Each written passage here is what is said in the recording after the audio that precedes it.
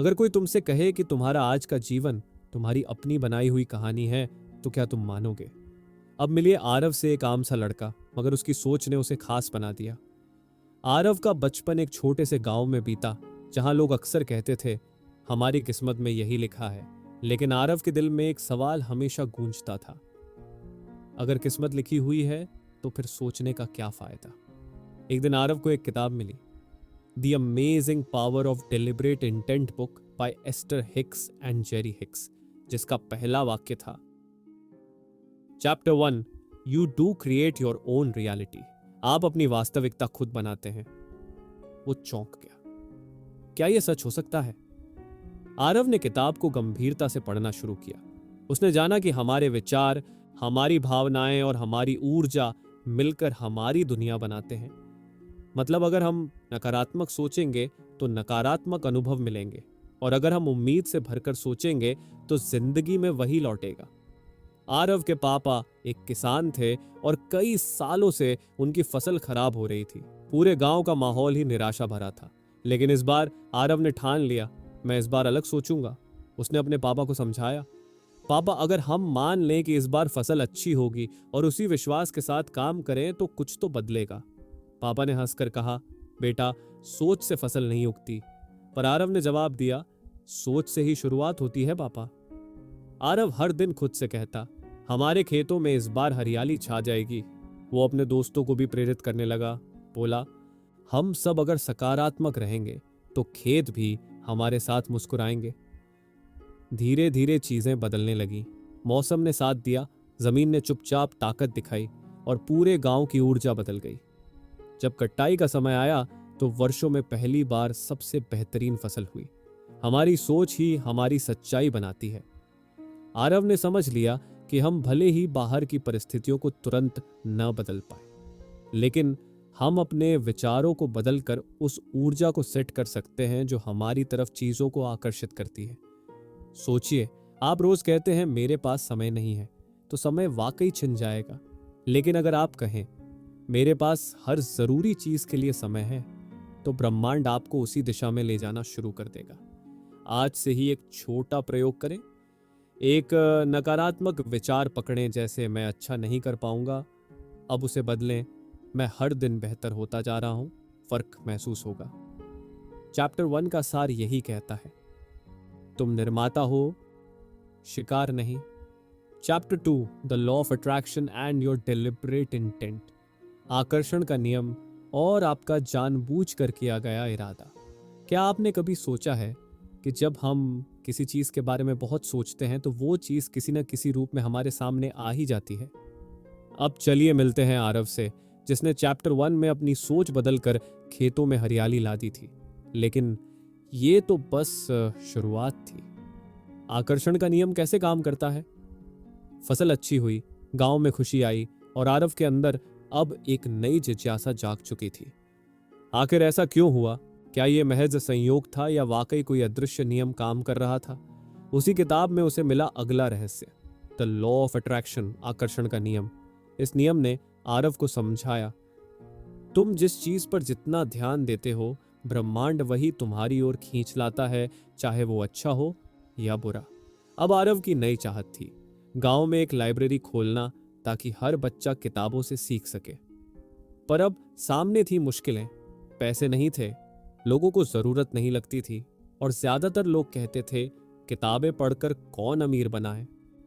पर आरव अब जानता था, सोच को जितनी ताकत दोगे, ब्रह्मांड उतनी मदद करेगा।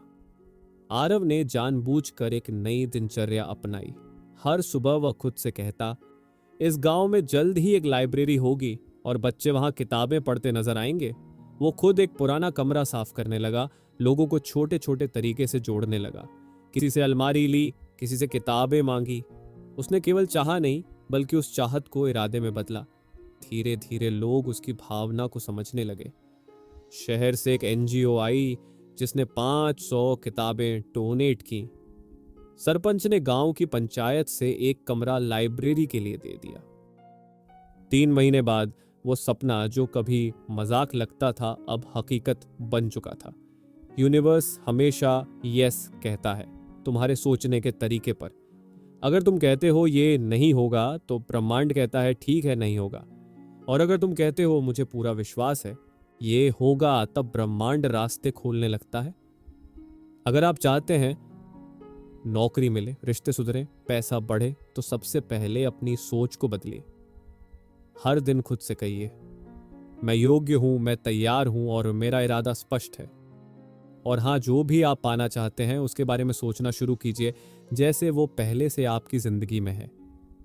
Chapter 3, your emotions as a guidance system. आपकी भावनाएं आपके जीवन की दिशा तय करती हैं। क्या होगा अगर मैं तुमसे कहूं कि तुम्हारे दिल की बेचैनी, डर या उत्साह सिर्फ भावनाएं नहीं है, बल्कि एक जीपीएस सिस्टम है जो तुम्हें बता रहा है कि तुम्हारा जीवन सही दिशा में जा रहा है या नहीं।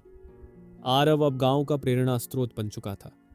लाइब्रेरी खुल चुकी थी, बच्चे किताबें पढ़ रहे थे, लेकिन फिर भी आरव के भीतर एक अजीब सी बेचैनी थी। लोग कहते, आरव अब तू शहर जा, तेरे लिए अब गांव छोटा है।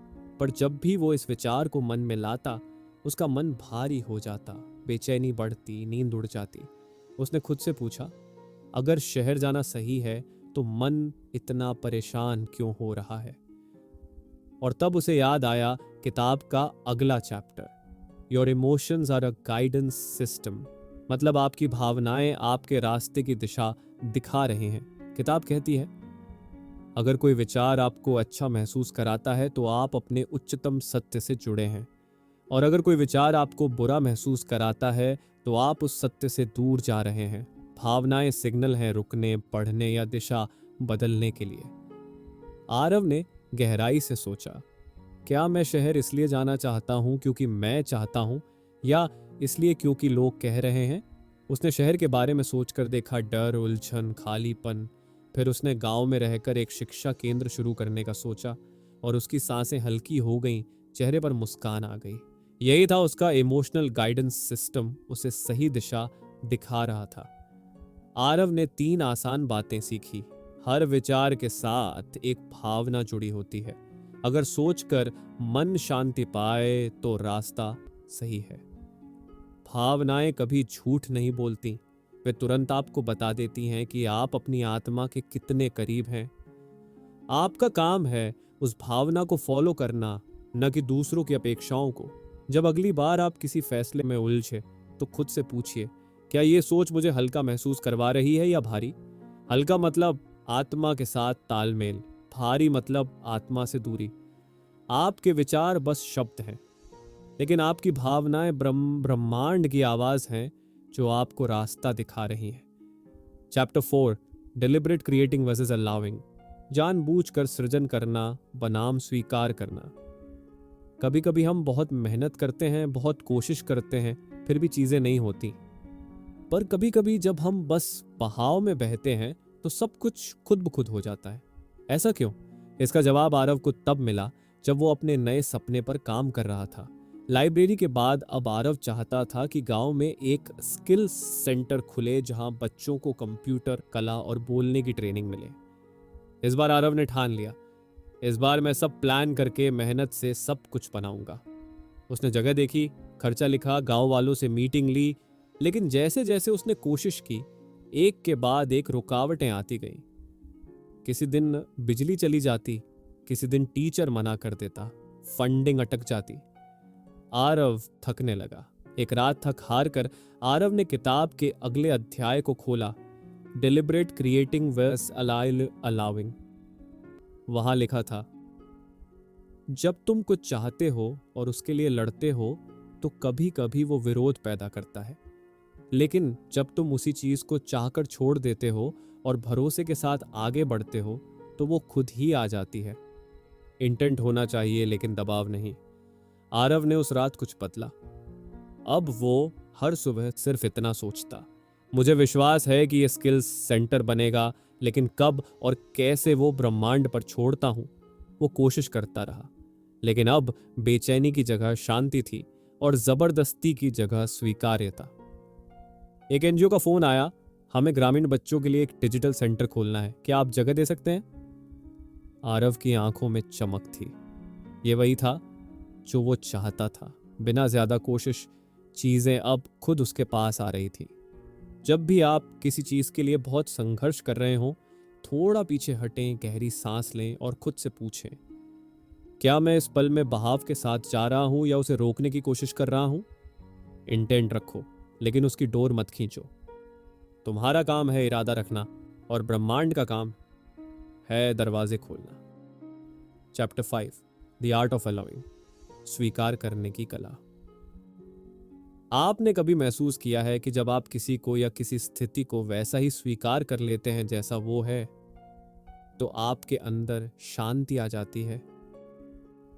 लेकिन यह आसान नहीं होता, और यही आरव की अगली चुनौती थी। अब आरव गांव का एक जाना पहचाना नाम था। लाइब्रेरी, स्किल सेंटर, उसके सपने साकार हो चुके थे। लेकिन अब एक नई बात ने उसकी नींदें उड़ा दी थी। गांव के कुछ नौजवान लड़के स्किल सेंटर आकर मस्ती करते, नियम नहीं मानते और दूसरों को भी भटकाते। आरव को गुस्सा आता। वो सोचता, मैंने इतना कुछ किया, फिर भी लोग बदल क्यों नहीं रहे। एक दिन गुस्से में आरव ने उन लड़कों को डांट दिया, पर उससे नतीजा उल्टा हुआ। वो लड़के और भड़क गए और कई बच्चों ने सेंटर आना बंद कर दिया। आरव टूटने लगा। उसी रात उसने किताब खोली, chapter 5, the art of allowing, स्वीकार करने की कला। अलाउइंग का मतलब है दूसरे को वही होने देना जो वह है और खुद को उस स्थिति में शांति से रखना। जब हम दूसरों को बदलने की कोशिश करते हैं तो हम प्रतिरोध, रेजिस्टेंस पैदा करते हैं। लेकिन जब हम दूसरों को स्वीकार करते हैं तो हम अपनी ऊर्जा को स्थिर रखते हैं, और यही असली ताकत है। आरव ने खुद से पूछा, क्या मेरा काम सबको बदलना है या खुद को संभालना। अब जब भी कोई लड़का गलत करता, वो गुस्से की बजाय नरमी से कहता, तुम यहां इसलिए हो कि तुम्हें सीखने का मौका मिला है। अगर तुम चाहो तो मैं तुम्हारे साथ हूं। धीरे धीरे लड़कों का व्यवहार बदलने लगा। स्वीकार करना मतलब कमजोर बनना नहीं है। यह तो सबसे मजबूत स्थिति होती है जहां आप अपनी ऊर्जा बनाए रखते हैं, दूसरों को उनकी प्रक्रिया में स्वतंत्र छोड़ते हैं और खुद सच्चे इरादे के साथ आगे बढ़ते हैं।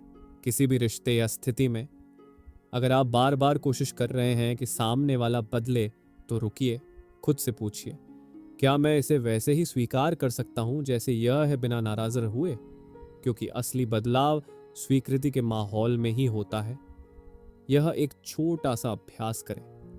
आज पूरे दिन किसी को भी बदलने की कोशिश मत कीजिए। सिर्फ स्वीकार कीजिए और देखिए आपकी शांति बनी रहती है या नहीं। स्वीकार करना आत्मा की सबसे शक्तिशाली अवस्था है। यह बताता है कि तुम खुद को और ब्रह्मांड को समझते हो। चैप्टर 6, योर फिजिकल वेलबीइंग, आपका शारीरिक स्वास्थ्य। हम सोचते हैं कि शरीर बीमार हो गया तो इलाज जरूरी है, पर क्या आपने कभी सोचा है कि शरीर की बीमारी दरअसल मन और सोच का एक संदेश भी हो सकती है।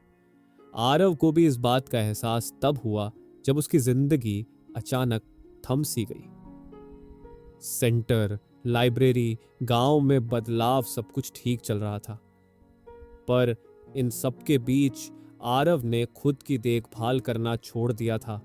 हर रोज देर तक काम करना, खाना कभी टाइम से कभी नहीं, कभी कभी तो वो पूरे दिन चाय पर ही जिंदा रहता। और फिर एक दिन अचानक उसके सीने में भारीपन, थकान और कमजोरी ने उसे बिस्तर पर गिरा दिया। डॉक्टर ने कहा, तुम्हारा शरीर कह रहा है अब रुक जाओ। बिस्तर पर लेटे लेटे आरव की आंखों में आंसू थे। उसने खुद से पूछा, मैंने दूसरों को तो सिखाया कि कैसे खुद से प्यार करें, पर क्या मैंने कभी अपने शरीर की सुनी। वहीं बगल में रखी किताब में खुला पन्ना था। चैप्टर 6, योर फिजिकल वेलबीइंग, शरीर आत्मा की अभिव्यक्ति है। तुम्हारा शरीर एक ऊर्जा का विस्तार है। जब तुम अपनी भावनाओं, विचारों और जीवन को अनदेखा करते हो तो शरीर तुम्हें झटका देता है ताकि तुम फिर से संतुलन में आ सको। शरीर बीमार नहीं होता, वो बस कहता है अब मेरी सुनो। अब आरव ने तय किया, अब पहले खुद को संवारना है। उसने ध्यान शुरू किया, खाने में बदलाव लाया, रोज सुबह चलने गया, दिन में 30 मिनट सिर्फ खुद के लिए किताबें पढ़ने लगा। सबसे बड़ा बदलाव यह था, उसने ना कहना सीखा ताकि वो सब कुछ खुद न उठाए। जैसे जैसे आरव की सोच शांत हुई, उसका शरीर भी तेजी से ठीक होने लगा। अब वो सिर्फ गांव का नेता नहीं था, वो खुद का संरक्षक भी बन चुका था। जब भी आपका शरीर थका हो, दर्द में हो या सुस्त लगे, तो एक पल रुकिए और खुद से पूछिए, क्या मेरी भावनाएं और मेरी सोच मेरी ऊर्जा को गिरा रही हैं? शरीर सिर्फ सिग्नल भेजता है, असल काम है भीतर की सफाई करना। और आज सिर्फ 15 मिनट अपने शरीर के लिए कुछ कीजिए। चलें, गहरी सांस लें, ध्यान करें या सिर्फ आराम, क्योंकि शरीर आपका मंदिर है। शरीर तुम्हारा सेवक नहीं, वह तुम्हारा साथी है। जब तुम उसे समझते हो, वो तुम्हारे साथ खड़ा रहता है। Chapter 7, your natural state is wellbeing. आपकी प्राकृतिक अवस्था है सुख और समृद्धि। अगर कोई तुमसे कहे कि तुम्हारी असली पहचान ना दुख है ना संघर्ष, बल्कि शुद्ध सुख और समृद्धि है, तो क्या तुम मानोगे? पर आरव को यह बात तब समझ आई जब जिंदगी ने उसे एकदम भीतर से तोड़ने की कोशिश की। अब आरव का नाम दूर दूर तक था। गांव में विकास, शिक्षा, स्वास्थ्य, हर दिशा में क्रांति हो चुकी थी। लेकिन फिर भी एक रात जब वो अकेले छत पर बैठा था, उसके मन में एक अजीब सी खालीपन थी। उसने सोचा, मैंने सब कुछ पा लिया, फिर भी मन इतना भारी क्यों है? उसी पल उसने सामने रखी किताब खुली। Chapter 7, your natural state is well-being. Well-being is not something you chase. It is who you already are. सुख कोई मंजिल नहीं है, वह तुम्हारी मौलिक स्थिति है। यानी हम जन्म से ही पूर्ण हैं। हमारे दुख, डर और संघर्ष बस हमारी कटी हुई चेतना के कारण है। आरव ने खुद से पूछा, क्या मैंने खुद को सिर्फ अपने कामों से जोड़ा है? क्या मैं ये भूल गया हूं कि मेरा असली स्वरूप शांति है, प्रेम है, आनंद है? अब वो हर सुबह ध्यान करने लगा। सिर्फ इस बात पर फोकस करने लगा कि मैं कुछ बनने की कोशिश नहीं कर रहा, मैं वो याद कर रहा हूं जो मैं हमेशा से था। धीरे धीरे आरव में बदलाव दिखने लगा। अब वो ज्यादा मुस्कुराता था बिना किसी वजह के। अब उसे किसी की तारीफ की जरूरत नहीं थी, वो खुद से संतुष्ट था। अब वो सिर्फ दूसरों के लिए जी नहीं रहा था, वो अपने असली स्वरूप को महसूस कर रहा था। उसने जाना सच्चा सुख बाहर नहीं, अंदर है, और वो कभी गया ही नहीं था। जैसे सूरज का काम है रोशनी देना, वैसे ही तुम्हारी आत्मा का स्वभाव है आनंद देना। हम जब भी उस आनंद से कटते हैं तो हम थकते हैं, बिखरते हैं, लेकिन जैसे ही हम फिर से जुड़ते हैं, हमारा अस्तित्व चमक उठता है। जब भी आप परेशान हो, घबराए हुए हों या खोए हुए महसूस करें, एक पल के लिए रुकिए और खुद से पूछिए, क्या ये मेरी असली अवस्था है? नहीं, आपका नेचुरल स्टेट है शांति, प्रेम और समृद्धि। बाकी सब बस रास्ते के बादल हैं। हर सुबह उठते ही ये एक वाक्य जरूर कहिए, मैं पहले से ही पूरा हूं, मुझे किसी से कुछ साबित नहीं करना है। क्योंकि सबसे बड़ी जीत है खुद से जुड़ना। आपको खुद को बेहतर बनाने की जरूरत नहीं, आपको बस वो सब हटाना है जो आपको आपकी असली प्रकृति से दूर करता है। Chapter 8, your body is responding to your thoughts. आपका शरीर आपके विचारों पर प्रतिक्रिया करता है। अगर मैं कहूं कि आपकी पीठ का दर्द, सिर की थकान या दिल की धड़कन आपके ही विचारों की प्रतिक्रिया है, तो क्या आप मानेंगे? आरव ने इसे सिर्फ पढ़ा नहीं, जिया था। अब तक आरव ने गांव में बहुत कुछ बदला था, पर इस बार जो हुआ वो अंदर से हिला देने वाला था। कुछ महीने पहले उसे पेट में हल्का दर्द शुरू हुआ। शुरू में उसने नजरअंदाज किया, थोड़ी गैस होगी, पर धीरे धीरे वो दर्द बढ़ता गया। टेस्ट कराए गए, सब नॉर्मल। डॉक्टर बोले, शारीरिक रूप से सब ठीक है, पर यह स्ट्रेस से जुड़ा हो सकता है। आरव परेशान था। मैं तो ध्यान करता हूं, दूसरों की मदद करता हूं, फिर दर्द क्यों? तभी उसने किताब का अगला अध्याय पढ़ा, your body is responding to your thoughts. वहां लिखा था, आपका शरीर एक जादुई दर्पण है जो हर उस विचार का प्रतिबिंब है जिसे आप बार बार सोचते हैं। जो विचार अंदर दबते हैं वे शरीर के किसी हिस्से से बाहर निकलते हैं, दर्द, सूजन, थकावट बनकर आरव ने अपने आप से गहराई से पूछना शुरू किया, क्या मैं किसी बात से डर रहा हूं? क्या कोई पुरानी बात है जो अंदर जमी हुई है? और तब उसे याद आया, पिछले कुछ महीनों से वो एक एनजीओ के साथी से नाराज था। वो उसे धोखा दे गया था और आरव ने उस दर्द को छुपा लिया था, मैं तो पॉजिटिव हूं कहकर। लेकिन वो दबा हुआ विचार अब शरीर में दर्द बनकर निकल रहा था। अब आरव ने एक नई प्रक्रिया शुरू की। उसने उस व्यक्ति को मन में माफ किया। उसने खुद को कहा, मैं उस अनुभव से बड़ा हूं, मैं अब उसे जाने देता हूं। उसने दिन में बार बार सकारात्मक वाक्य दोहराने शुरू किए। मेरा शरीर हर दिन बेहतर हो रहा है। मेरे विचार अब मेरे शरीर को प्यार से भर रहे हैं। सिर्फ एक हफ्ते में दर्द धीरे धीरे कम होने लगा। न दवा बदली, न डॉक्टर, बस सोच बदली। जब भी शरीर में कोई असहजता हो, सिर्फ दवा नहीं, विचारों का विश्लेषण भी कीजिए। खुद से पूछिए, क्या मैं किसी बात को भीतर दबाए बैठा हूं? क्या कोई विचार बार बार मुझे चोट पहुंचा रहा है? क्योंकि आपका शरीर सिर्फ बोल नहीं सकता, वो फील करता है और आपको दिखाता है। हर सुबह एक वाक्य जरूर दोहराइए, मैं स्वस्थ हूं, मैं संतुलित हूं और मेरा शरीर मेरा मित्र है। आपका शरीर बीमारी नहीं पैदा करता, आपके दबे विचार, अनकहे डर और अनसुलझे दर्द उसे ऐसा करने पर मजबूर करते हैं। सोच बदलिए, शरीर मुस्कुराने लगेगा। Chapter 9, reclaiming one's natural state of health. स्वास्थ्य की अपनी प्राकृतिक स्थिति को फिर से पाना। अगर आपका शरीर कभी बीमार हो गया है तो इसका मतलब यह नहीं कि आप टूट गए हैं, बल्कि ये संकेत है कि अब आपके अंदर की चिकित्सा शक्ति को जगाने का समय आ गया है।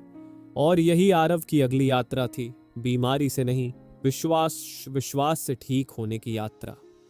आरव ने अपने दर्द और विचारों की कड़ी को समझ लिया था, लेकिन अब वो चाहता था कि वो पूरी तरह से स्वस्थ महसूस करे, अंदर और बाहर। पर जैसे ही उसने फिर से पूरी तरह ठीक होने की सोच पकड़ी, पुराना डर लौट आया। क्या मैं फिर बीमार हो जाऊंगा?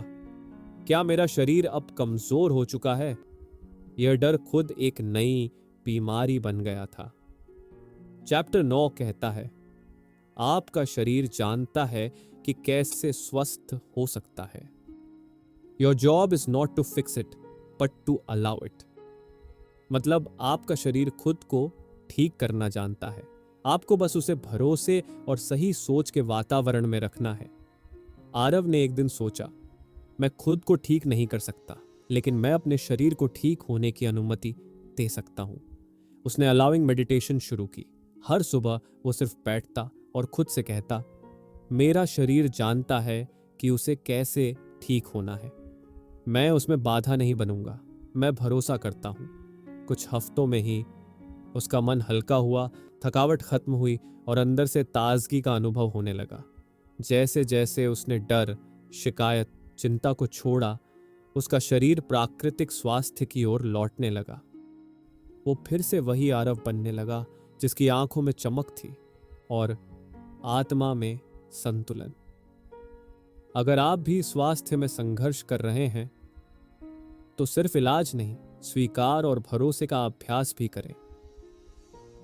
हर दिन एक मंत्र बोले, मेरा शरीर मेरी तरफ है, मैं उसे प्यार, समय और विश्राम देता हूं और मैं जानता हूं वह फिर से संपूर्ण बन सकता है। और आज एक छोटी सी शुरुआत करें। थोड़ी देर मौन बैठिए, अपने शरीर को धन्यवाद दीजिए और कहिए, अब तुम आराम कर सकते हो, मैं तुम्हें रोकूंगा नहीं। आपको अपने शरीर को ठीक नहीं करना, आपको उसे बस रोकना बंद करना है और वह खुद ही अपने प्राकृतिक स्वास्थ्य की ओर लौट जाएगा। Chapter 10, creating with the inner being. अपने भीतर के सत्य के साथ मिलकर सृजन करना। कभी आपने भीतर से आती एक चुप आवाज को सुना है जो कहती है ये मत करो या बस यही करना है? क्या हो अगर वही आवाज आपकी आत्मा की राह हो? अब तक आरव ने बहुत कुछ पाया था, लेकिन अब वो भीतर के मार्गदर्शन के साथ जीना चाहता था, बाहरी शोर से नहीं। एक दिन आरव पहाड़ों में एक आध्यात्मिक शिविर में गया। शांत वातावरण, पेड़ों की सरसराहट और अंदर एक गहरा सन्नाटा। रात को ध्यान करते समय उसे पहली बार अपने भीतर से एक भाव आया, अब दूसरों की राह नहीं, अब खुद की आत्मा की राह पकड़नी है। चैप्टर 10 में बताया गया, your inner being is the eternal wise loving part of you. When you align with it, your creations flow effortlessly. Inner being आपका उच्चतम चेतन स्वरूप, यही वो हिस्सा है जो हमेशा शांति में होता है और जानता है कि आपको क्या चाहिए और कब चाहिए। शिविर से लौटने के बाद गांव के लोग आरव से कहते, अब आप पंचायत का चुनाव लड़ो, आप एमएलए बनो, आप नेता हैं अब। पर आरव का इनर बीइंग कहता था, तू नेता नहीं पथ प्रदर्शक है, तू सत्ता से नहीं सच्चाई से जुड़ेगा। वो अब बाहरी सफलता नहीं, भीतर की सच्चाई चाहता था। आरव ने एक नई दिनचर्या अपनाई। हर सुबह 20 मिनट मौन में बैठकर सिर्फ एक सवाल पूछता, हे भीतर की चेतना, आज क्या करने योग्य है। फिर जो विचार आते वो उन्हें लिखता। कभी किसी बच्चे को समय देना, कभी एक कविता लिखना, कभी बस पेड़ के नीचे बैठ जाना। और चमत्कार ये था, हर दिन कुछ ऐसा घटता जो उसकी आत्मा को पूर्ण करता। अब आरव के सारे कार्य फ्लो में हो रहे थे। नई योजनाएं बिना जोर लगाए पूरी हो रही थीं। लोग बिना बुलाए मदद करने आ रहे थे। और सबसे बढ़कर आरव के चेहरे पर एक गहरी शांति आ चुकी थी, क्योंकि अब वो अकेला नहीं सृजन कर रहा था, वो अपनी आत्मा के साथ मिलकर रच रहा था। अगली बार जब कोई निर्णय लेना हो, भीतर झांकिए, कुछ पल आंखें बंद करें और खुद से पूछिए, क्या ये निर्णय मुझे हल्का कर रहा है या भारी?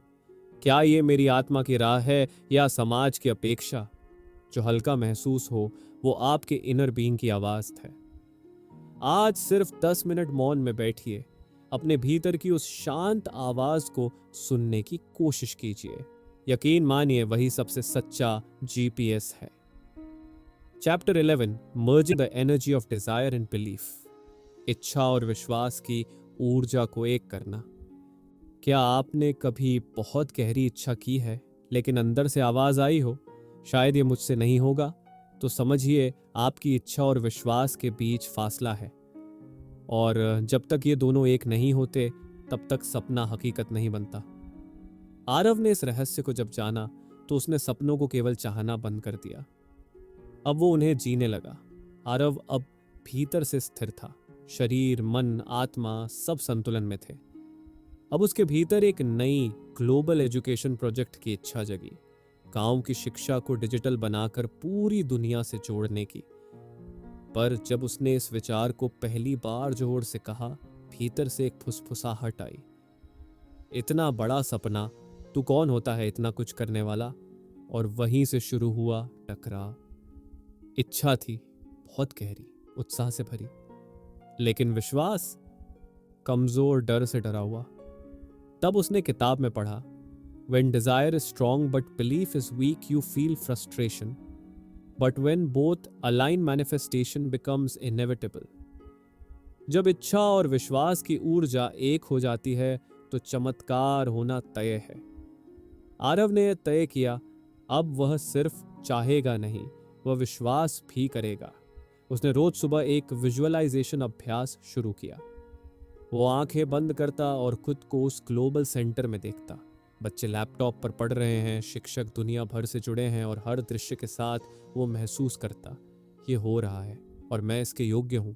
धीरे धीरे उसका शक कम होने लगा, उत्साह मजबूत होने लगा और विश्वास भीतर से उठने लगा, बाहर से नहीं। एक दिन एक विदेशी संस्था से कॉल आया, हम भारत में डिजिटल एजुकेशन प्रोजेक्ट शुरू करना चाहते हैं, क्या आप मदद कर सकते हैं? और उसी पल आरव ने महसूस किया, अब मेरी इच्छा और विश्वास एक हो चुके हैं। अब ब्रह्मांड मेरी तरफ दौड़ कर आ रहा है। अगर आपकी कोई इच्छा बहुत समय से पूरी नहीं हो रही तो सिर्फ ये मत देखिए कि आप कितना चाहते हैं, देखिए क्या मैं उस इच्छा पर विश्वास करता हूं। अपने विश्वास को मजबूत करने के 3 छोटे कदम। रोज विजुअलाइज करें जैसे वो चीज पहले से मौजूद है। अपनी योग्यता को स्वीकार करें, मैं इसके लायक हूं। डर आने पर कहें, डर तू भी मेरे साथ चल, मैं फिर भी आगे बढ़ूंगा। जब आप केवल चाहते हैं लेकिन भरोसा नहीं करते तब आप प्रतीक्षा करते हैं, लेकिन जब आप चाहते हैं और भरोसा करते हैं तब ब्रह्मांड इंतजार नहीं करता, वह आपके साथ दौड़ने लगता है। Chapter 12, your emotions are absolute indicators of your alignment. आपकी भावनाएं आपके संतुलन की सटीक संकेतक हैं। हम सोचते हैं कि गुस्सा, दुख या घबराहट बस इंसानी भावनाएं हैं, पर क्या हो अगर मैं कहूं ये सारी भावनाएं आपके भीतर के रास्ते का कंपास हैं। हर भावना आपको बता रही है कि आप अपनी आत्मा से कितनी दूर या पास हैं। यही सच्चाई आरव को तब समझ आई जब एक शांत मन वाला आदमी भी अचानक गुस्से से भर गया। आरव का ग्लोबल एजुकेशन प्रोजेक्ट शुरू हो चुका था। हर दिन नए लोग जुड़ते, काम बढ़ रहा था, पर एक दिन एक साथी कार्यकर्ता ने उसके फैसलों पर खुली मीटिंग में सवाल उठा दिए। बिना जाने सुने सबके सामने आलोचना की। आरव, जो अब तक शांत रहता था, फट पड़ा। उसने गुस्से में कह डाला, तुम जानते क्या हो इस काम के बारे में? मैंने अपनी जान लगाई है और तुम। उस दिन उसके भीतर जैसे कुछ टूट गया। रात को ध्यान करते हुए आरव की आंखें भर आईं। क्या मैं अब भी अपनी आत्मा से जुड़ा हुआ हूं? उसने पढ़ा, emotions are your built in guidance system. Good feelings mean you're in alignment with your inner being. Negative feelings mean you've moved away. यानी भावनाएं सिर्फ अनुभव नहीं, दिशा सूचक हैं। गुस्सा मतलब आत्मा से दूरी, शांति मतलब आत्मा से निकटता। आरव ने तय किया, अब वो अपनी भावनाओं से भागेगा नहीं, उन्हें समझेगा और अपनाएगा। अब जब भी कोई भावना आती, वो उसे जज नहीं करता, ना उसे दबाता, बस पूछता, ये भावना मुझे क्या बता रही है? क्या मैं उस मार्ग से भटक गया हूं जो मेरी आत्मा चाहती है? एक दिन एक बच्ची ने आकर कहा, आरव भैया, जब आप दुखी होते हो तो आपकी आंखें भी बोलती हैं। उसी पल आरव को लगा, मेरी भावनाएं सिर्फ मेरी नहीं, वो एक संदेश हैं जो मुझसे भी बड़ी दुनिया को प्रभावित करती हैं। अगली बार जब आप गुस्से, डर या निराशा में हो, उसे गलत मत मानिए। खुद से बस इतना पूछिए, क्या मैं अपने वास्तविक स्वरूप से दूर जा रहा हूं? क्या मेरी आत्मा मुझसे कह रही है, रुक जा, दिशा बदल? और जब आप हल्कापन, उत्साह, प्रेरणा महसूस करें तो समझिए आप ट्रैक पर हैं। भावनाएं तुम्हारी आत्मा की भाषा है। जब तुम उन्हें समझते हो, तब तुम अपने रास्ते पर बिना नक्शे के भी चल सकते हो।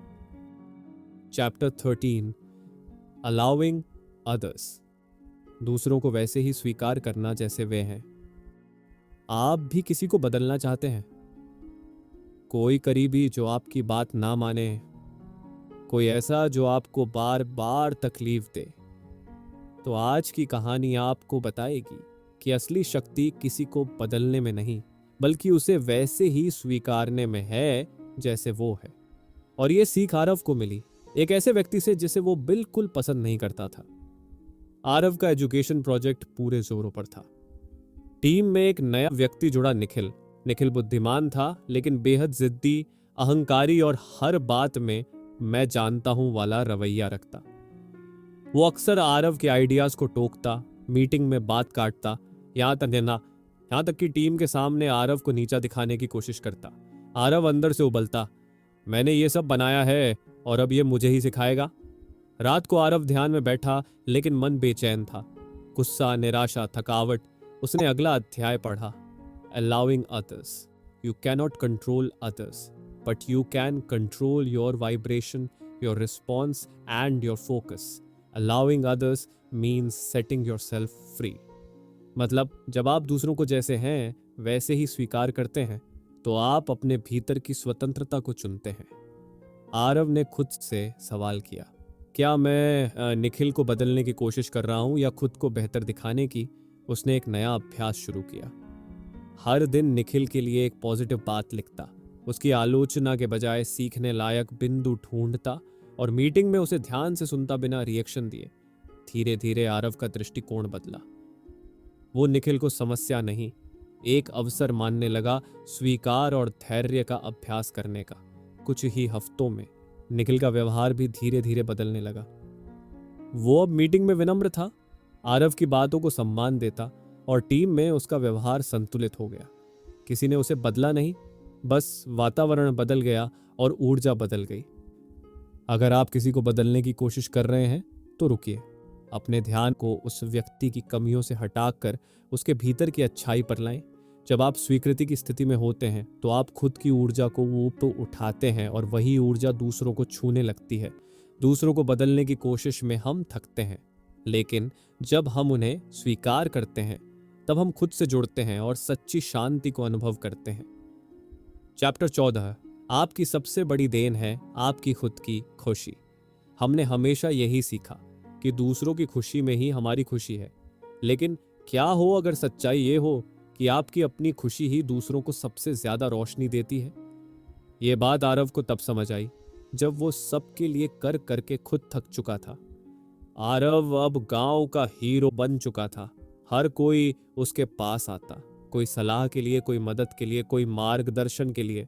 वो सबके लिए उपलब्ध था, लेकिन धीरे धीरे वो खुद के लिए गायब होता जा रहा था। एक दिन वो बीमार पड़ गया। ना बुखार था, ना कोई शारीरिक वजह, बस थकावट, भावनात्मक खालीपन और मन का बोझ। रात को वो बिस्तर पर लेटा हुआ था, अकेला, शांत, थका हुआ। उसने किताब में पढ़ा, When you are happy, you uplift the world around you. But when you sacrifice your joy to please others, you give them only a tired version of yourself. यानी अगर आप खुश हैं तभी आपकी उपस्थिति दूसरों को ऊपर उठाती है, वरना आप बस एक थका हुआ शरीर बन जाते हैं जो किसी का सहारा नहीं, बोझ बन जाता है। आरव ने अगली सुबह एक निश्चय लिया, अब मैं सबसे पहले खुद को चुनूंगा, क्योंकि जब मैं पूरा हूं तभी किसी को कुछ दे सकता हूं। उसने हर हफ्ते एक दिन ओनली मी डे रखा। मोबाइल ऑन, कोई मीटिंग नहीं, बस किताबें, संगीत, लंबी सैर, खुद से बातें। शुरू में लोगों को बुरा लगा, पर कुछ ही समय में सबने देखा आरव फिर से वही प्रेरणादायक, चमकता हुआ इंसान बन गया था। एक खुश व्यक्ति दूसरों को प्रेरित करता है, बेहतर निर्णय लेता है और सबसे जरूरी, दूसरों को भी आजाद रहने देता है। इसलिए हर दिन खुद से पूछिए, क्या मैं अपनी खुशी को प्राथमिकता दे रहा हूं? क्या मेरी मदद दूसरों की जरूरत है या मेरे असंतुलन का परिणाम? खुश रहना सेवा है और खुद को भरना ही सबसे बड़ी भेंट है। दूसरों की मदद करना महान है, लेकिन उससे पहले खुद को संतुलित और प्रसन्न रखना, वो सच्ची करुणा और सेवा की शुरुआत है। Chapter 15, the hidden value behind all emotions. हर भावना के पीछे छिपा मूल्य। आपने कभी सोचा है, जो भावनाएं आपको तकलीफ देती हैं, क्या वो सच में आपकी दुश्मन है या वो कोई गहरा संदेश लेकर आई है? आरव ने भी यही सवाल तब पूछा जब एक पुरानी भावना लौटकर उसके सामने खड़ी हो गई। एक सुबह गांव की सड़क पर चलते हुए आरव को अचानक अपने बचपन की एक बहुत दर्दनाक घटना याद आ गई। उसका वो पुराना दोस्त महेंद्र, जिसने स्कूल में उसका भरोसा तोड़ा था, सालों तक उसने उस घटना को दबाया, भुलाया, माफ भी किया, या यूं कहें ऐसा सोचा। पर उस सुबह वो भावना तेज आंधी बनकर लौटी। आंखों से आंसू निकले, दिल भारी हो गया और आरव खुद से पूछ बैठा, इतने सालों बाद भी मैं क्यों रो रहा हूं?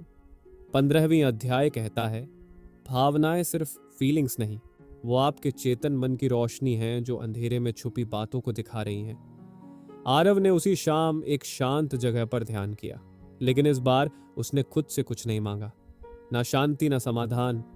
बस बोला, महेंद्र, जो भी हुआ, आज मैं उस भावना को पूरी तरह महसूस करना चाहता हूँ, बिना छिपाए, बिना रोके।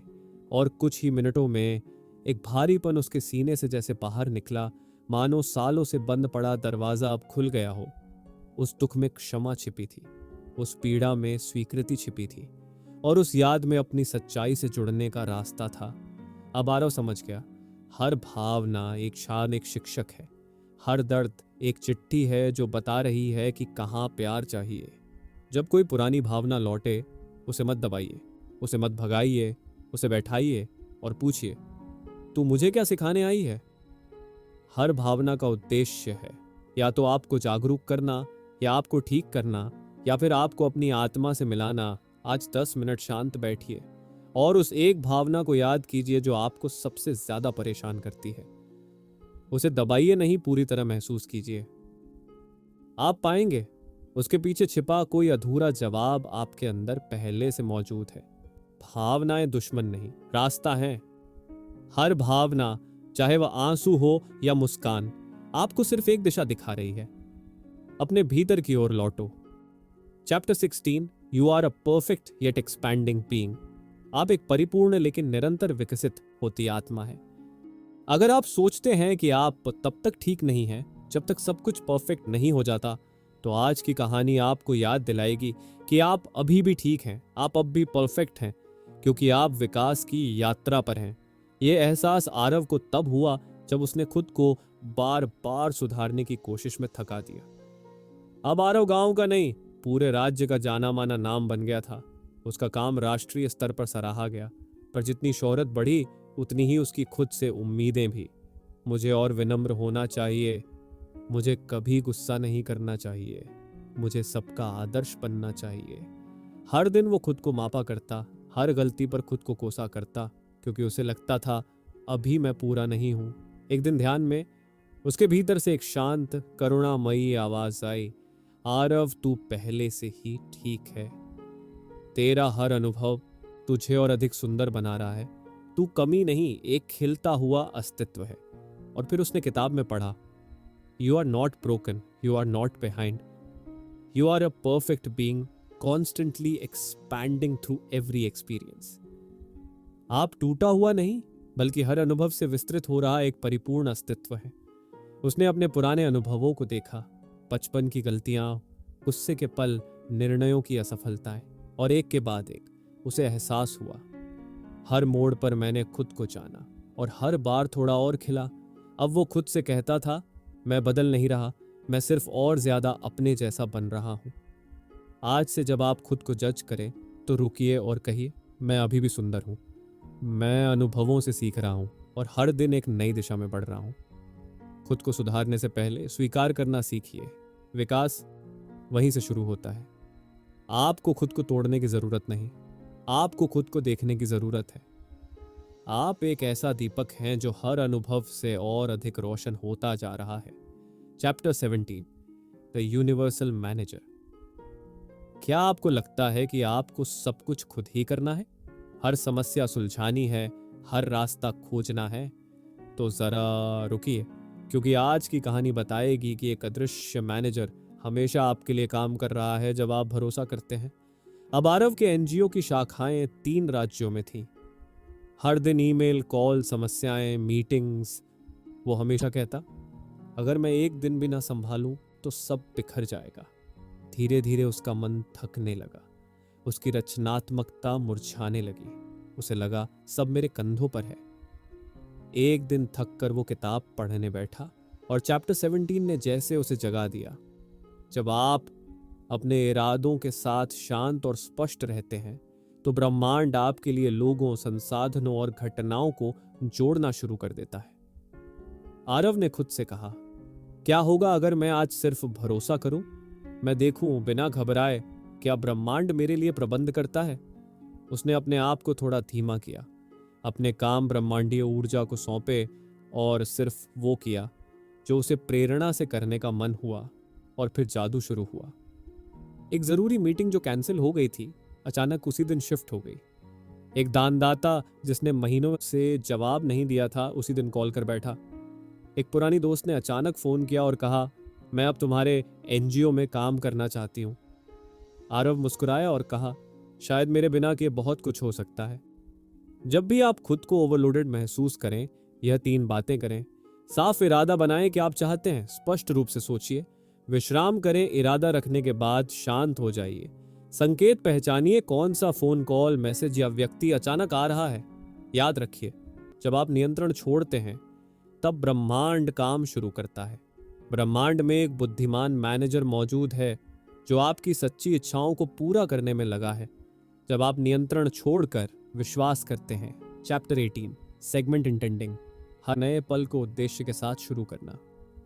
क्या आपने कभी बिना सोचे समझे दिन शुरू किया है और फिर दिन भर सब कुछ उल्टा पुल्टा चलता रहा? अब सोचिए, अगर हर नए पल से पहले आप बस 30 सेकंड रुकें और तय करें कि आप क्या अनुभव करना चाहते हैं, तो क्या हो अगर ब्रह्मांड उसी हिसाब से चीजों को सजाना शुरू कर दे? एक दिन आरव का अलार्म देर से बजा। जल्दी जल्दी तैयार हुआ, मीटिंग में भागा और फिर पूरे दिन अव्यवस्था। एक कॉल ने मूड खराब कर दिया। टीम में अनबन, प्रेजेंटेशन में गलती और दिन के अंत में सिर्फ थकान।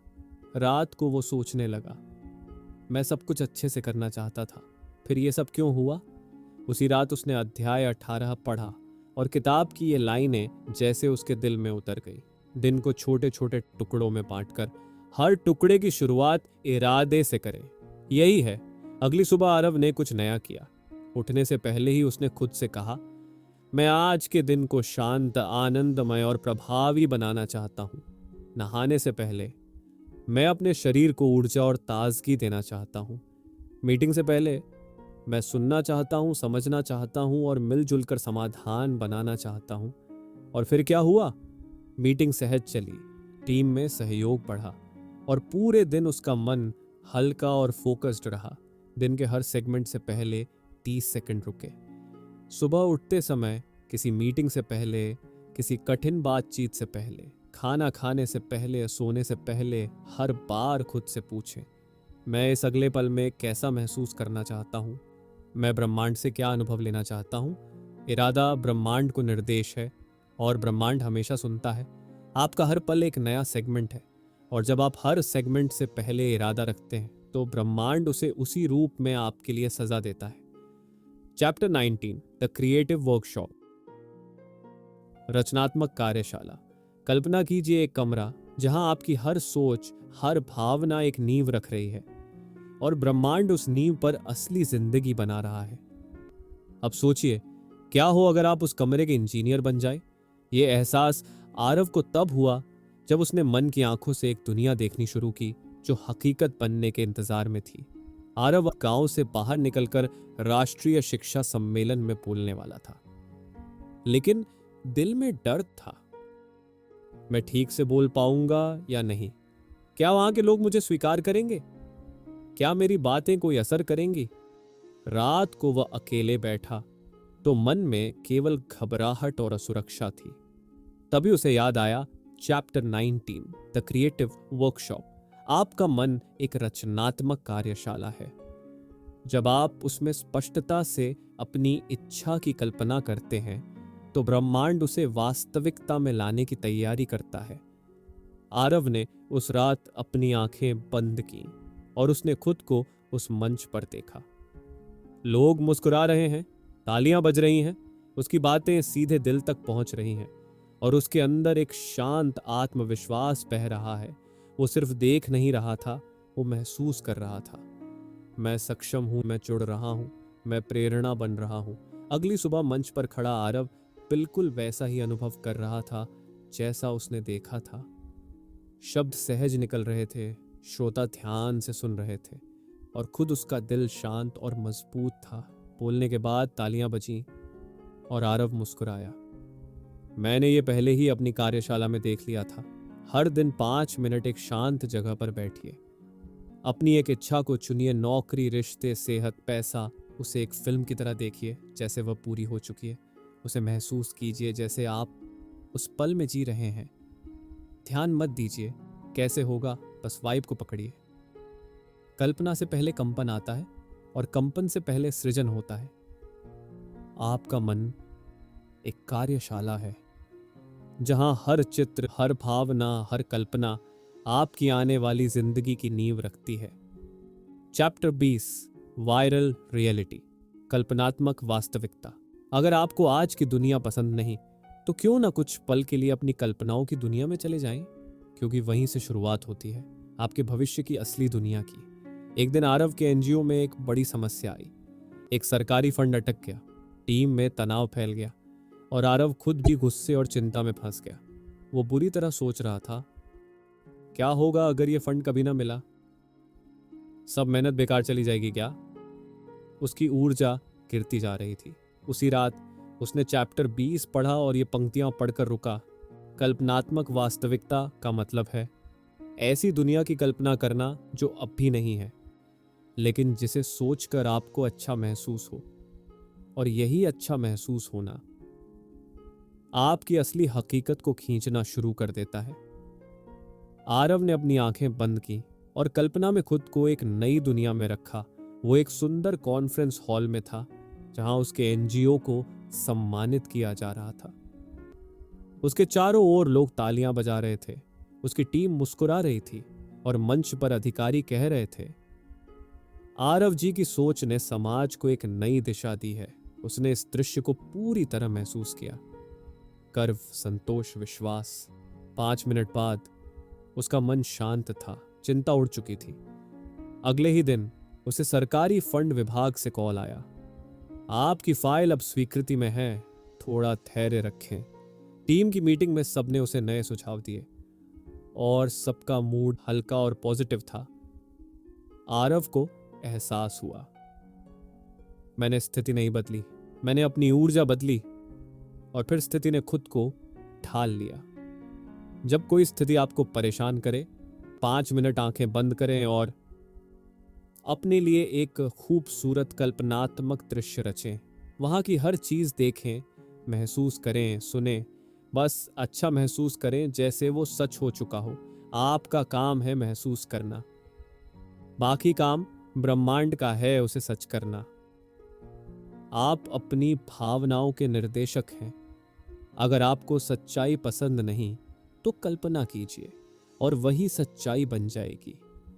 Chapter 21, the wallet process, vibration के लिए धन का अभ्यास।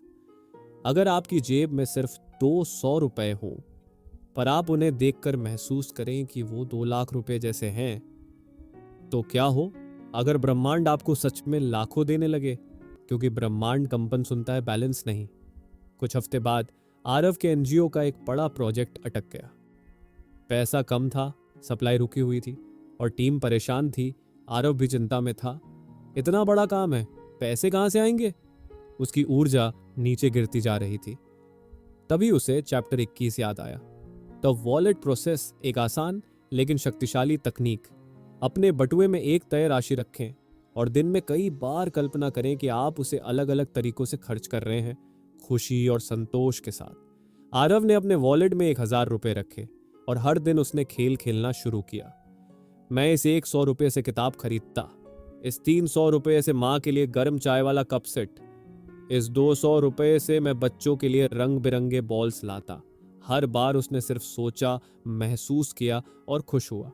उसे एहसास हुआ, मैं धन को जीना सीख रहा हूं, भले ही वो अभी ना दिखे।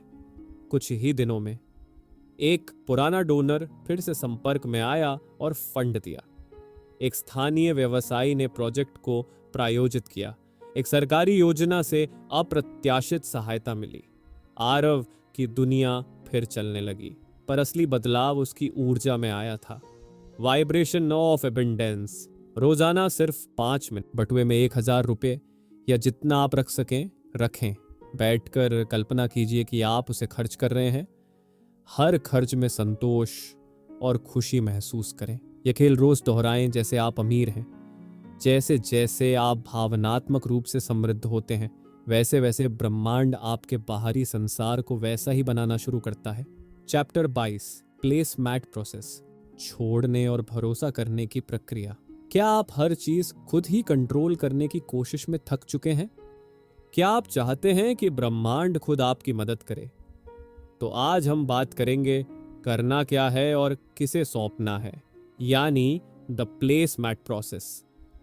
आरव के एनजीओ में अब नए स्कूल बन रहे थे। नई योजनाएं, फंडिंग की मांग, मीटिंग्स, कानूनी कागजात। हर सुबह उसका टू डू लिस्ट लंबा होता जा रहा था। वो सोचता, सब कुछ मुझे ही करना होगा, नहीं तो काम रुक जाएगा। थकावट, चिंता और भारीपन। और फिर एक दिन उसने सब कुछ छोड़कर एक कागज उठाया। कागज को 2 भागों में बांटिए। एक भाग में लिखिए आज आप क्या करेंगे, दूसरे भाग में वो चीजें जो ब्रह्मांड संभालेगा। ये है प्लेस मैट प्रोसेस, यानी किसका काम किसको देना है। आरव ने पहली बार वो पेपर उठाया। बाई तरफ लिखा, फोन करना एक्स अधिकारी को, एनजीओ प्रेजेंटेशन तैयार करना, स्कूल साइट पर जाना। और दाई तरफ लिखा, सरकार की स्वीकृति, मीडिया में पॉजिटिव खबर, स्कूल के लिए अनजान सहयोग। उसने कागज देखा, गहरी सांस ली और कहा, ब्रह्मांड, ये 3 चीजें आज से तेरी जिम्मेदारी हैं। और फिर सरकारी मंजूरी खुद कॉल पर आई। लोकल न्यूज़पेपर ने एनजीओ पर सकारात्मक आर्टिकल लिखा। एक नए डोनर ने अनजाने में 50,000 रुपए का योगदान दे दिया। आरव हंसा, मैंने जो छोड़ा वो ब्रह्मांड ने बहुत अच्छे से संभाला। हर सुबह यह करें, एक कागज लें, बीच में लकीर खींचें, बाएं तरफ लिखें मैं आज क्या करूंगा, दाएं तरफ लिखें क्या मैं ब्रह्मांड को सौंप रहा हूं। फिर दाएं भाग को विश्वास और मुस्कान के साथ छोड़ दीजिए, बाएं हिस्से पर काम कीजिए। यह प्रक्रिया बताती है आपका काम प्रयास है, बाकी काम आकाश का है। हर चीज करने की जरूरत नहीं, जो आपका हिस्सा है वो कीजिए, जो नहीं है उसे ब्रह्मांड पर छोड़िए, क्योंकि भरोसा भी एक शक्ति है। Chapter 23 the process of meditation, ध्यान की प्रक्रिया। क्या आप कभी दिन में थक कर सोचते हैं, काश सब रुक जाए, बस एक पल को शांति मिल जाए। अब सोचिए अगर हर दिन सिर्फ 15 मिनट ऐसी शांति मिले जहां ब्रह्मांड खुद आपकी बैटरी चार्ज कर दे, बस बिना कुछ कहे, बिना कुछ सोचे। इन दिनों आरव फिर से तनाव में था। सब कुछ चल रहा था, काम भी ठीक, लोग भी सहयोगी, पर अंदर ही अंदर कोलाहल था। मन बार बार सोचता, भागता, उलझता। रात को सोने से पहले भी विचारों की रेस। आरव सोचता, मैं इतना कुछ कर रहा हूं, फिर भी ऐसा क्यों लग रहा है कि कुछ अधूरा है। चैप्टर 23 ने उसे सरल जवाब दिया। ध्यान का मतलब है मन को शांत करना। जब मन शांत होता है तो आप अपनी आत्मा से जुड़ जाते हैं। अगली सुबह आरव ने कुछ भी करने की जगह 15 मिनट कुछ न करने का निश्चय किया। वो बैठा, पीठ सीधी, आंखें बंद। शुरू में विचार आए, क्या यह समय की बर्बादी है, मुझे मेल भेजना है, कॉल करना है, लेकिन वो बस बैठा रहा। धीरे धीरे विचार कम हुए, फिर सिर्फ एक शांत स्पेस बचा जहां कोई डर नहीं, कोई सोच नहीं, बस मौन। ध्यान से उठते ही उसे लगा जैसे किसी ने उसके भीतर से सारा बोझ निकाल दिया हो। उसकी सांस हल्की थी, दिमाग शांत और दिल खुला हुआ। उसी दिन एक जरूरी कॉल आया, एक नई आइडिया चमकी और शाम को काम भी तेज और सहज लगा। उसे समझ आया, जब मैं खुद से जुड़ा तभी ब्रह्मांड मुझसे जुड़ पाया। दिन में सिर्फ 15 मिनट। शांत जगह चुनें, आंखें बंद करें, एक आसान सांस पर ध्यान दें, इनहेल एक्सहेल। अगर विचार आए तो बस उन्हें जाने दें, पकड़े नहीं। बस शांति में बैठे रहें बिना कोशिश के। ध्यान कोई कठिन तकनीक नहीं, यह न करने की कला है। ध्यान कोई कोशिश नहीं, यह एक समर्पण है। जब आप शांत होते हैं तभी ब्रह्मांड की लहरें आपको छूती हैं। चैप्टर 24 इवैल्यूएटिंग ड्रीम्स, सपनों का मूल्यांकन करना। क्या आपने कभी कोई सपना देखा जो इतना सच्चा लगा जैसे वो आपके भविष्य का ट्रेलर हो? क्या हो अगर आपके सपने आपकी आत्मा की सीधी आवाज हो, और अगर हम उन्हें समझें तो हमें खुद के बारे में वो बातें पता चलें जो हम जागते हुए भी नहीं जानते। एक रात आरव ने अजीब सपना देखा। वो एक पहाड़ी रास्ते पर था, चारों ओर कोहरा था और वो अकेला चल रहा था।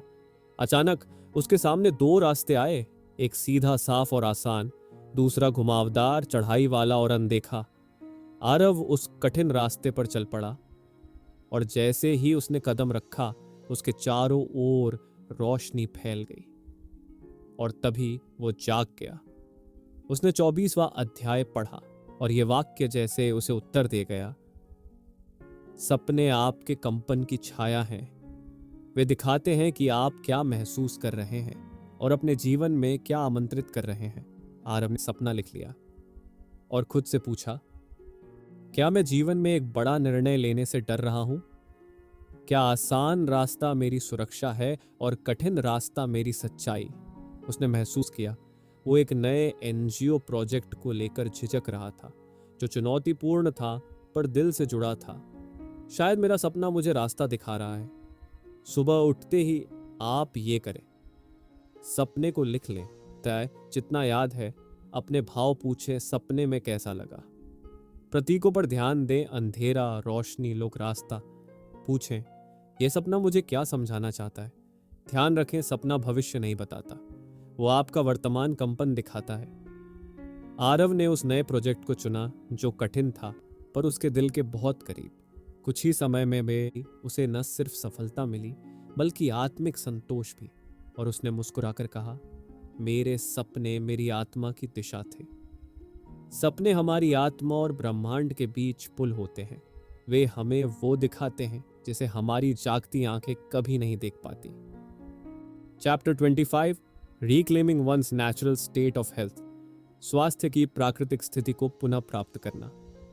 क्या आपने कभी महसूस किया कि जब आप चिंता में होते हैं तो शरीर भी जवाब देने लगता है, और जब मन शांत होता है तो शरीर खुद ब खुद ठीक होने लगता है?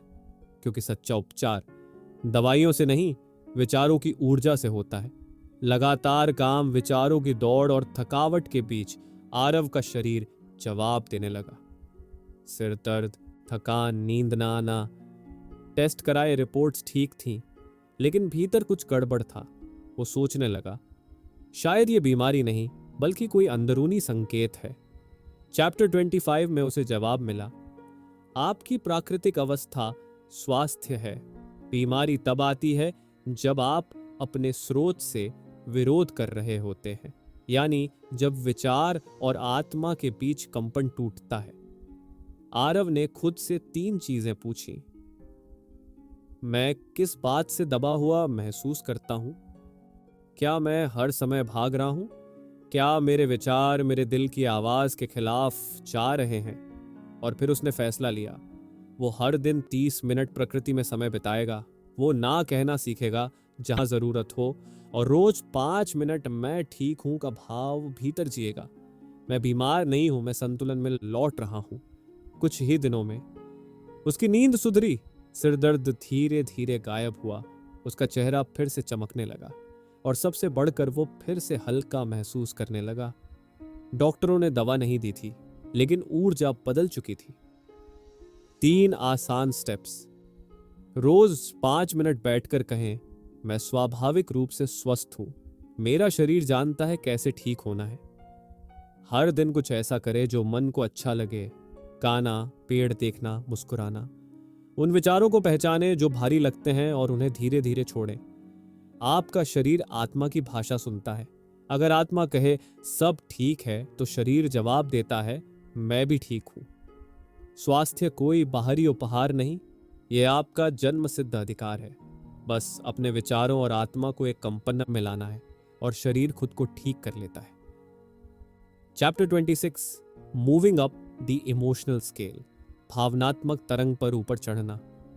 आपने कभी सोचा है कि हर भावना, डर, क्रोध, उदासी, आशा, प्रेम एक लिफ्ट की तरह है, और अगर आप उस लिफ्ट में चढ़ जाएं तो सबसे नीचे से लेकर आत्मिक ऊंचाई तक जा सकते हैं।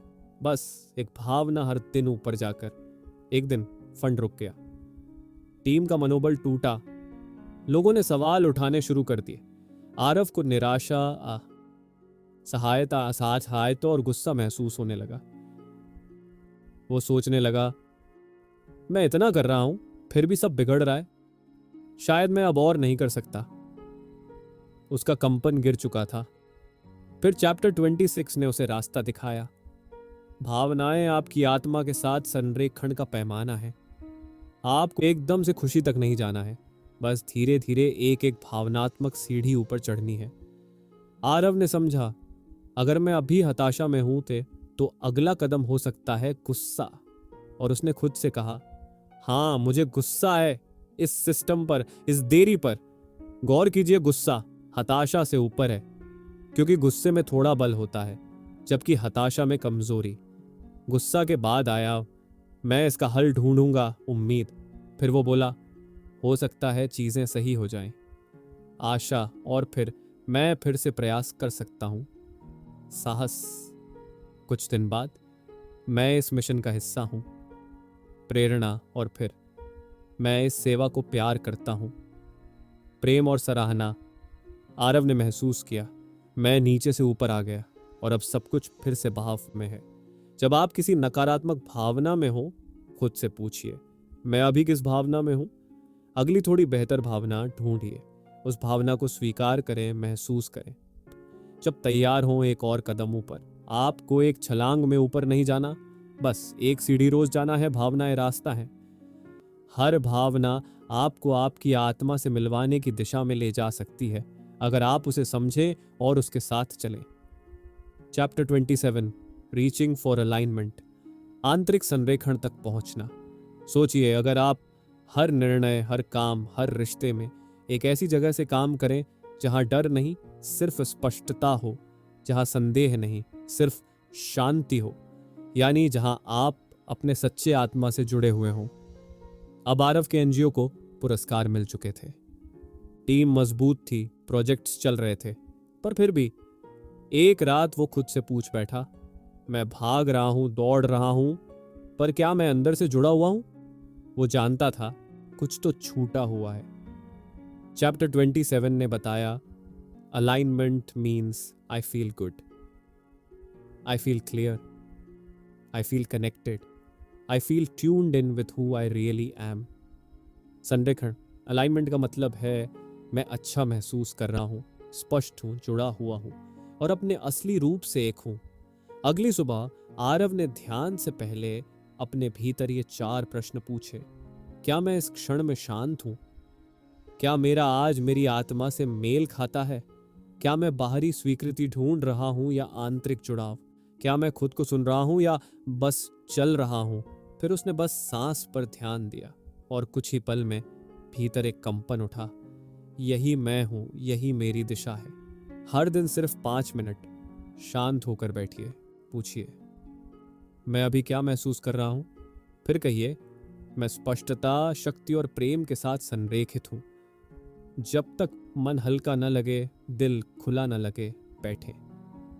संरेखण कोई कार्य नहीं, एक स्थिति है जहां आप अपने अंदर वाले आप से जुड़ते हैं। अब आरव कोई निर्णय तब तक नहीं लेता जब तक वो आत्मिक रूप से हल्का और स्पष्ट न महसूस करे।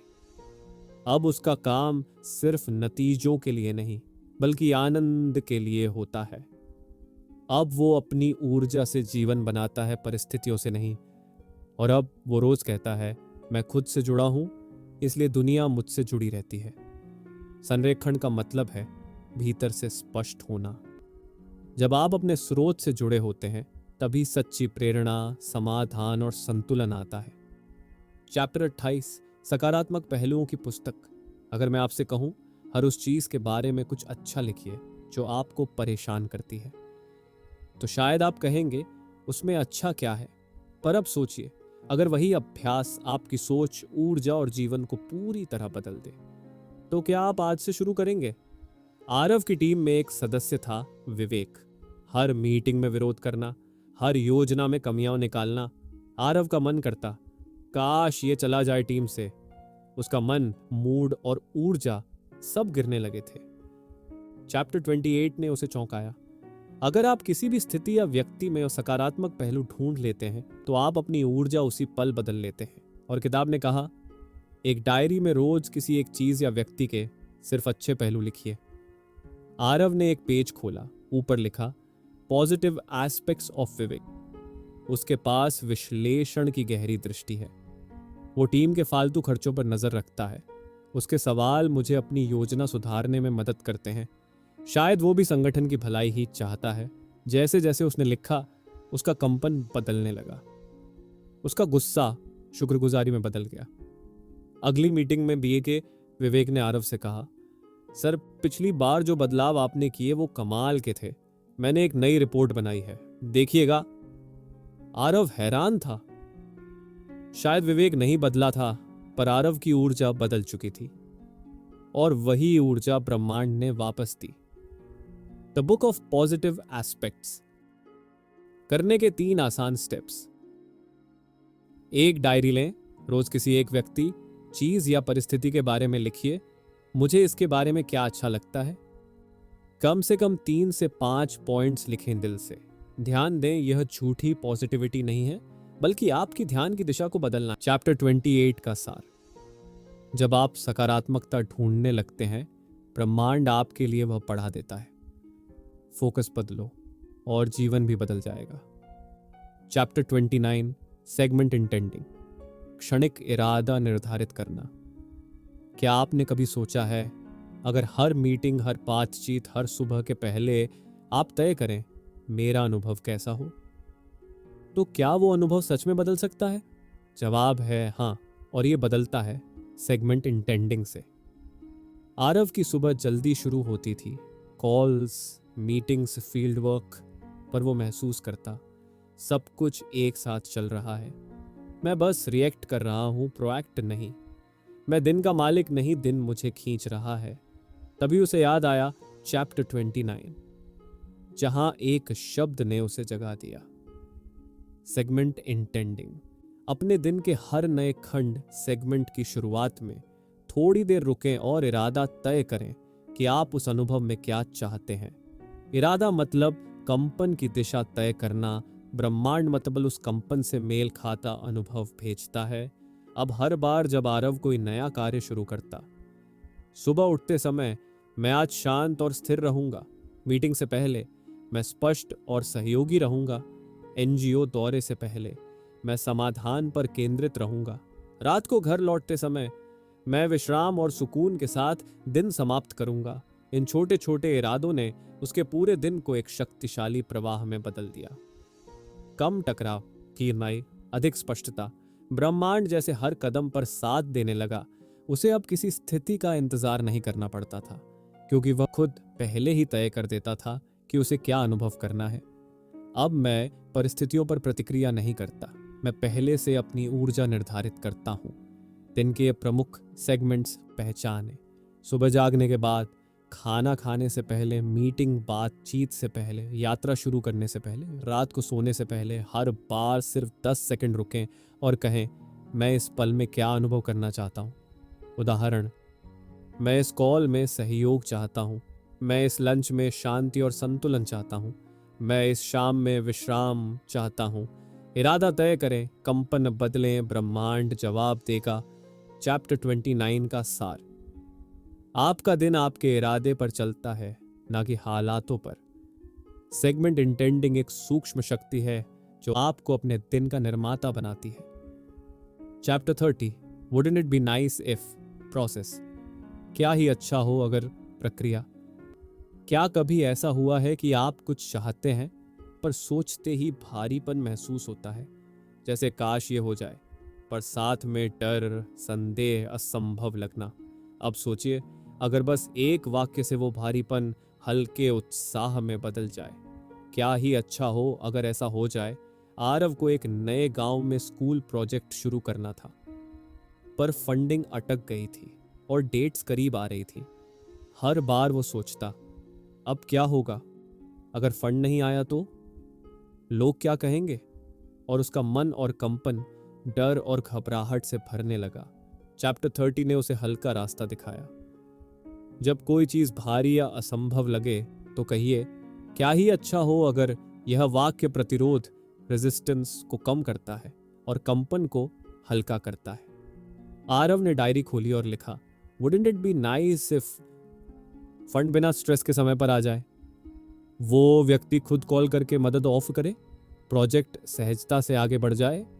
यह अनुभव मेरे लिए मजेदार और सीखने वाला हो। उसे हैरानी हुई, ये वाक्य न तो जबरदस्ती पॉजिटिव थे, न ही डरावने, बस हल्के, सहज और उम्मीद से भरे थे। अगले ही दिन एक एनजीओ से कॉल आया। हमने सुना है आप एक स्कूल प्रोजेक्ट शुरू कर रहे हैं, कुछ फंड बचे हैं क्या? हम आपका सहयोग कर सकते हैं। आरव मुस्कुराया। उसने पहले कंपन बदला, फिर ब्रह्मांड ने रास्ता बना दिया। जब कोई इच्छा भारी या मुश्किल लगे, बैठिए और पेपर पर लिखिए, क्या ही अच्छा हो अगर। फिर उस चीज के बारे में 5 हल्के फुल्के वाक्य बनाइए। जोर न डालें, बस कल्पना करें। उदाहरण, क्या ही अच्छा हो अगर मेरी तबीयत आज बेहतर हो जाए। क्या ही अच्छा हो अगर ट्रैफिक कम हो। क्या ही अच्छा हो अगर मेरी मीटिंग सहज और सफल हो। यह अभ्यास आपको उम्मीद के कंपन में ले जाता है, जो कि ब्रह्मांड के साथ संरेखण का शुरुआती बिंदु है। चैप्टर 30 का सार। क्या ही अच्छा हो अगर एक जादुई वाक्य है जो डर को उम्मीद में और भारीपन को प्रेरणा में बदल देता है। Chapter 31, turning it over to the manager. ब्रह्मांडीय मैनेजर को सौंप देना। क्या कभी आपने हर रास्ता आजमा लिया, फिर भी चीजें आपकी पकड़ से बाहर होती रहीं? और फिर एक दिन जब आपने हार मान ली नहीं, बल्कि छोड़ दी चिंता, तो सब कुछ अपने आप ठीक हो गया। यही होता है जब आप जीवन के मैनेजर यानी ब्रह्मांड को अपना काम करने देते हैं। एक बड़े ग्रामीण शिक्षा प्रोजेक्ट के बीच लाइसेंसिंग अटक गई। गांव के प्रधान नाराज हो गए। टीम में तनाव था। आरव हर मोर्चे पर भाग रहा था। फोन कॉल, मेल, फॉलोअप्स, पर जितना वो प्रयास करता स्थिति और उलझती जाती। उसका मन चीख पड़ा, अब और नहीं, मैं थक गया हूं। चैप्टर 31 में एक पंक्ति ने उसे रुकने पर मजबूर कर दिया। आपके पास एक ब्रह्मांडीय मैनेजर है जो सब जानता है, सब देखता है, और जब आप भरोसे से उसे सौंप देते हैं तो सब सहेजता है। आरव ने एक सफेद कागज पर लिखा, टू यूनिवर्सल मैनेजर, सब्जेक्ट ग्रामीण शिक्षा प्रोजेक्ट लाइसेंसिंग। प्रिय ब्रह्मांड, मैंने इस काम के लिए अपनी पूरी ऊर्जा लगाई है। अब मैं इसे आपके मैनेजमेंट में डाल रहा हूं। मुझे विश्वास है कि आप इसे समुचित रूप से हैंडल करेंगे। धन्यवाद। आरव, फिर उसने गहरी सांस ली, और पहला दिन था जब उसने वो चिंता छोड़ दी। 2 दिन बाद वो गांव के प्रधान का फोन आया। बेटा, हमें लगा आप बाहर वाले हैं, लेकिन अब समझ आ गया आप दिल से सेवा कर रहे हो। लाइसेंस पे साइन कर दिए हैं। आरव स्तब्ध था। उसने जब छोड़ा तभी चीजें खुली, क्योंकि ब्रह्मांड इंतजार कर रहा था कि कब आप भरोसा करेंगे। जब कोई चीज आपके नियंत्रण से बाहर हो, एक कागज लीजिए, उस विषय का नाम लिखिए, उसके नीचे लिखिए, प्रिय ब्रह्मांड, मैं इसे तुम्हारे सुपुर्द करता हूं। मुझे भरोसा है कि इसका सर्वोत्तम हल तुम जानते हो। फिर गहरी सांस लीजिए और वो विषय छोड़ दीजिए। मतलब बार बार न सोचें, चिंता न करें। यह समर्पण कमजोरी नहीं, बल्कि गहरी आंतरिक शक्ति है। चैप्टर 31 का सार। हर चीज को खुद संभालना जरूरी नहीं। जब आप भरोसे के साथ ब्रह्मांड को सौंपते हैं, तब समाधान चुपचाप आपके दरवाजे पर दस्तक देता है। चैप्टर 32, पिवटिंग, दृष्टिकोण का मोड़। क्या होगा अगर आपकी हर नकारात्मक भावना असल में एक पॉजिटिव दिशा दिखाने की कोशिश कर रही हो? क्या होगा अगर हर बार जब आप कहें, मुझे ये पसंद नहीं, तो ब्रह्मांड कहे, तो बताओ क्या चाहिए? यही है पिवटिंग, भावना की दिशा मोड़ देना। एक सोशल मीडिया पोस्ट पर किसी ने एनजीओ के काम को झूठा और दिखावा कह दिया। आरव का खून खौल गया। उसने जवाब टाइप कर ही लिया था, पर फिर रुका। चैप्टर 32 की एक लाइन उसकी आंखों में चमक गई। जब भी आप जाने कि आपको क्या नहीं चाहिए, उसी क्षण आप यह भी जानते हैं कि आपको क्या चाहिए। और उस क्षण में अगर आप नकारात्मक पर टिकने के बजाय सकारात्मक की ओर मोड़ लेते हैं, तो आप भावनात्मक पिवट कर लेते हैं। उसने एक कागज लिया और 2 कॉलम बनाए। मुझे क्या पसंद नहीं तो मैं क्या चाहता हूं। आलोचना और शक, प्रशंसा और स्पष्टता, गलत फहमी, सच्चा समझना, संघर्ष, सहज भाव। उसने हर नहीं चाहिए को एक चाहिए बदल दिया। उसने महसूस किया, मेरी ऊर्जा वहीं टिकती है जहां मेरा ध्यान होता है। अब हर बार जब कोई चुनौती आती, वो तुरंत पूछता, अच्छा ये नहीं चाहिए तो मैं क्या चाहता हूं? और उसका ध्यान, ऊर्जा और प्रतिक्रिया बदल जाते। वो प्रतिक्रिया नहीं करता, वो पिवट करता है। जब भी कोई स्थिति आपको खराब महसूस कराए, रुकें और पहचानें, मुझे क्या पसंद नहीं आ रहा। फिर तुरंत पूछें, तो मैं क्या चाहता हूं? नए उत्तर को महसूस करें, उस पर ध्यान केंद्रित करें। यही है सोच की दिशा मोड़ना, जो आपको संरेखण में लाता है। चैप्टर 32 का सार। हर समस्या एक दिशा संकेत है। जहां आप नहीं जाना चाहते, वहां से मोड़कर जहां आप जाना चाहते हैं, वही है pivoting. Chapter 33, the process of positive aspects at bedtime, सोने से पहले सकारात्मक पहलुओं की प्रक्रिया। क्या आप जानते हैं, जब आप रात को चिंता, गुस्से या उलझनों के साथ सोते हैं, तो वो भावनाएं आपके सपनों और सुबह का हिस्सा बन जाती हैं। लेकिन अगर आप सिर्फ 5 मिनट सकारात्मक बातों पर ध्यान देकर सो जाएं, तो आपका मन, नींद और अगला दिन तीनों जादुई हो सकते हैं।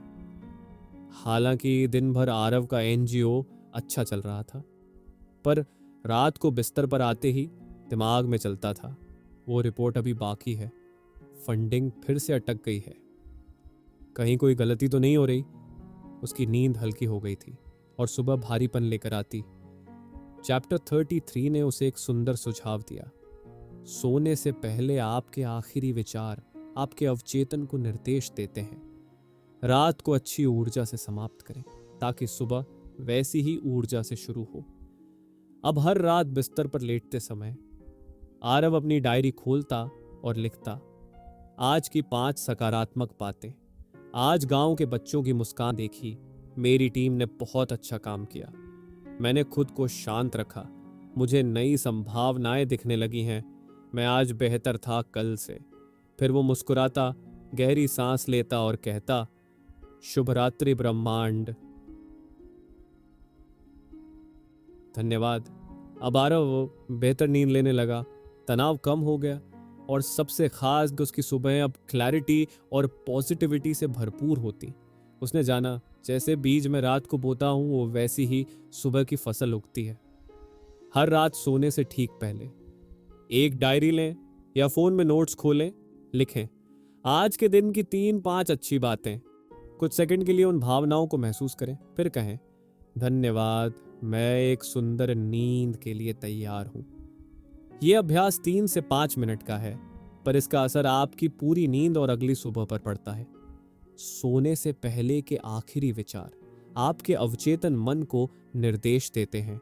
अगर आप रात को प्यार, कृतज्ञता और सकारात्मकता से भर दें तो ब्रह्मांड अगली सुबह वैसी ही ऊर्जा लौट आता है।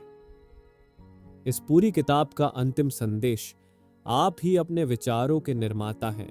विचार ही आपकी भावना बनते हैं, भावना ही कंपन बनती है और कंपन ही आपका भविष्य बनाता है। तो अगर आप जानबूझकर डिलिबरेटली अपनी सोच का इरादा तय करें तो आप अपने जीवन को चमत्कार में बदल सकते हैं। क्या हो अगर आपकी सोच की दिशा ही आपकी किस्मत तय करती हो? क्या हो अगर हर बार जब आप कहें मुझे डर लग रहा है तो ब्रह्मांड कहे तो चलो हम तुम्हारी रोशनी की ओर मुड़ते हैं?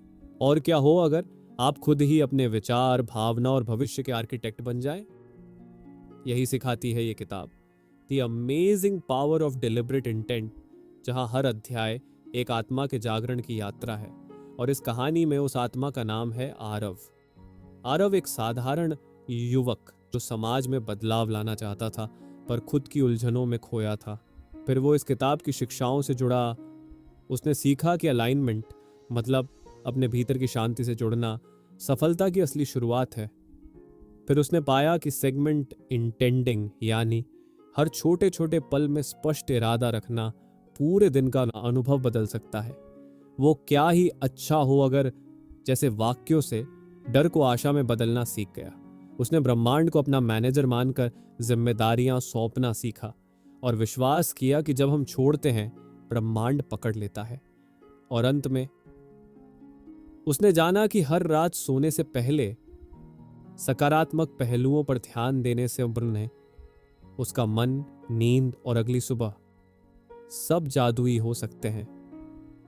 डिलिबरेट इंटेंट सोच को जानबूझकर सकारात्मक दिशा में मोड़ना, अलाइनमेंट विद सोर्स अपने अंदर की शांति से जुड़ना, सेगमेंट इंटेंडिंग हर नए पल से पहले इरादा तय करना, इमोशनल गाइडेंस सिस्टम भावनाओं को दिशा संकेत मानना, wouldn't it be nice if सोच को हल्के उत्साह से भरना, टर्निंग इट ओवर चिंताओं को ब्रह्मांड को सौंप देना, पिवटिंग ये नहीं चाहिए तो मुझे क्या चाहिए पूछकर दिशा मोड़ना, बेड टाइम पॉजिटिव फोकस, दिन का अंत अच्छे विचारों से करना।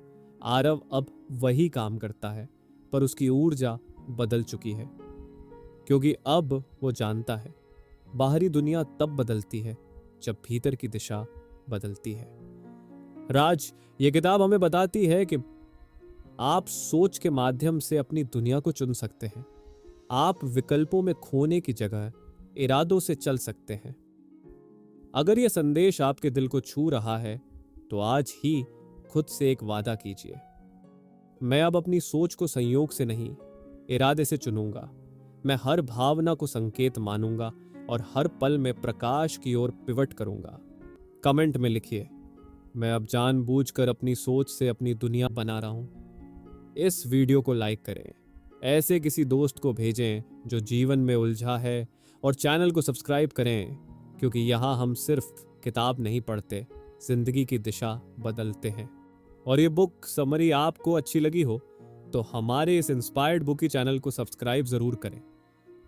बाकी आप अगली बुक समरी कौन सी सुनना पसंद करेंगे आप हमें कमेंट में बता सकते हैं। धन्यवाद।